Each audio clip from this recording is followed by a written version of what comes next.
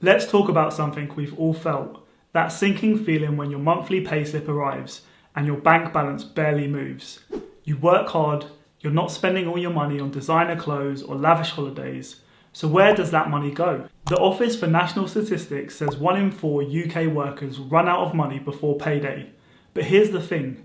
It's not just about cutting back on takeaways or small expenses. There's a system at play here, and once you understand it, you can beat it. Now I know what you're thinking, but I'm not bad with money. And you're right, this isn't about guilt, it's about uncovering the hidden traps, psychological, social, and even technological, that quietly drain your account. Stick with me, and by the end of this, you'll have a clear plan to take back control of your money. The psychology trap. Let's start with your brain.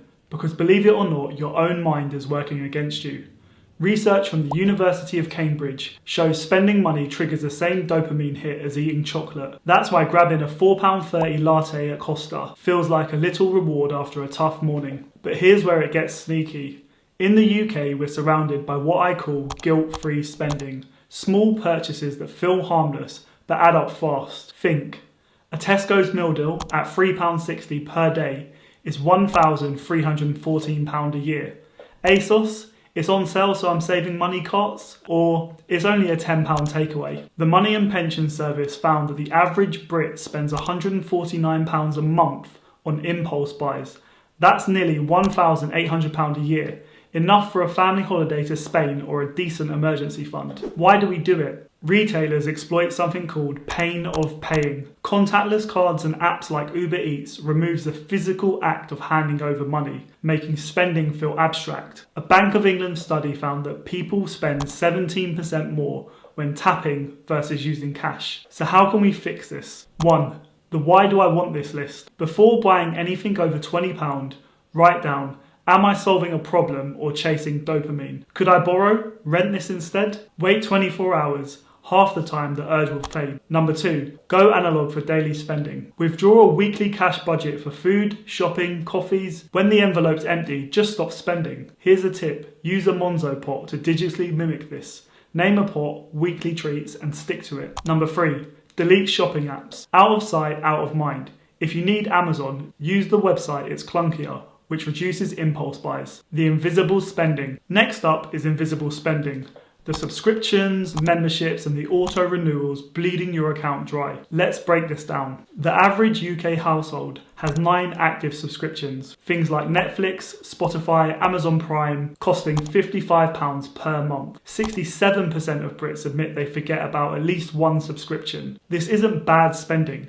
The problem is autopilot spending. We sign up for a free trial, forget and let £10 here, £15 there vanish forever. How we fix this? 1. Subscription audit night. Grab your laptop, log into your bank app, and A. List every recurring payment. Look for direct debit or reoccurring. B. Ask, do I use this weekly? Does it bring joy or convenience? And C. Cancel everything that you haven't used for 3 months or more. Use Money Saving Experts' free tools and calculators. I will link the list below to them. Number 2. The 1 in, 1 out rule. We have all experienced turning up to a nightclub late, particularly if you're a guy, being greeted by an old, overweight bouncer who either says, sorry, not tonight guys, or 1 in, 1 out. This principle can be used for your subscriptions. Want Disney Plus? Cancel Netflix. It forces you to prioritize and teaches you that you don't need everything. 3. Negotiate better deals. Call providers like Sky or Virgin and say, I'm thinking of leaving. Having worked at Sky in the past, I know accounts have automated offers for these very situations, and they can apply an offer to your account in less than 2 minutes. According to which, 2023, 70% of customers get discounts this way. So here's a real life example. My father-in-law saved £780 this year by downgrading his breakdown cover, getting a SIM-only phone plan,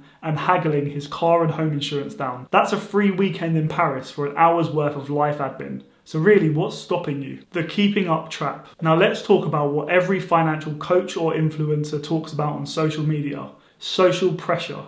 It is an important one. A Santander study found 35% of Brits overspend to keep up with their friends. But here's the honest truth. Your mates are likely doing the same. Let's break down common reasons. The pub tax. The average cost of a pint in London is £6.50. Around for four, that's £26, meaning that going to the pub once a week is costing you £104 a month. To fix this, you could just buy a pack of beer from the supermarket and have people come round to your house. I recently did a food intolerance test and found out I have an intolerance to hops, which is used in beer for flavour, bitterness and preservation. So no more beer for me. Problem solved. The Instagram holiday effect. That £800 weekend in Barcelona you see someone on your Instagram account on that you haven't talked to in 10 years, thinking how can they afford this? They probably can't. It's often funded by credit cards and debt. And more to the point, why do you even care? Instead of getting jealous, plan UK microcations. Places like Cornwall, the Lake District, Edinburgh. I recently went to Bath and it's literally one of my favourite UK destinations.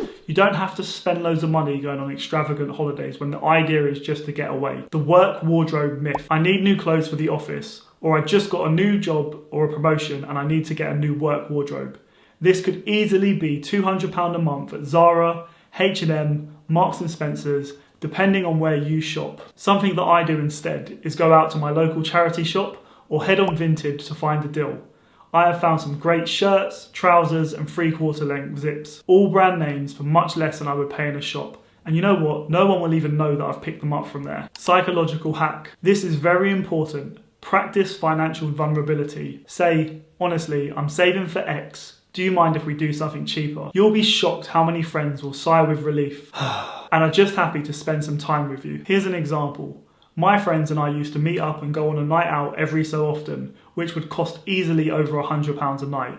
You've got to think, you've got the train, you've got pre-drinks, club entry, drinks inside, and then an Uber home. So instead we use our free gym guest passes and go do a workout and then chill in the spa and catch up instead. Breaking the paycheck cycle. Finally, let's fix the paycheck cycle for good. Here's the maths. If you earn £2,500 a month after tax and spend £2,450, you're one expected expense away from being broke. The solution? Pay yourself first. This is really easy to do. All you need to do is automate your savings. So ideally you'd set up a standing order for 10% of your pay to move to a savings account on the day you get paid. If you can't do 10%, start small. £50 a month is still £600 a year. You can also use apps like Chip or Plum to auto-save spare change, which can really build up over time. The bucket system. Split savings into 3 buckets. Bucket 1, emergency fund. Start with a goal of £1,000. Bucket 2, irregular bills. Think car MOT, Christmas, birthdays. And bucket number 3, fun money, like holidays, gadgets, going out with friends. Banks like Monzo offer separate savings pots for free. I use these to manage my money. It's so simple. Reduce your fixed costs. For energy, use things like Octopus's energy tracker tariff. For insurance, compare renewals with Compare the Market or other comparison sites. For food shopping, shop at Aldi, which in January 2025 named Aldi as the cheapest supermarket to shop. They charge £185.83 on an average for their weekly shopping list of 100 brands and own label groceries. Honestly, if you're thinking, but I can't save 10%, start with 1%. £25 a month builds the habit. Once your brain sees the savings grow, you'll find ways to scale up. Starting is the point. Let's recap. Your brain is wired for instant rewards. Fight it with the 24-hour spending rule. Invisible subscriptions are silent money killers. Audit them tonight. Social pressure is expensive. Do something cheaper. Pay yourself first. Automate savings, even if it's £10. So here's something you probably haven't heard since school. Your homework for right now is cancel one subscription that you have right after this video that you don't use.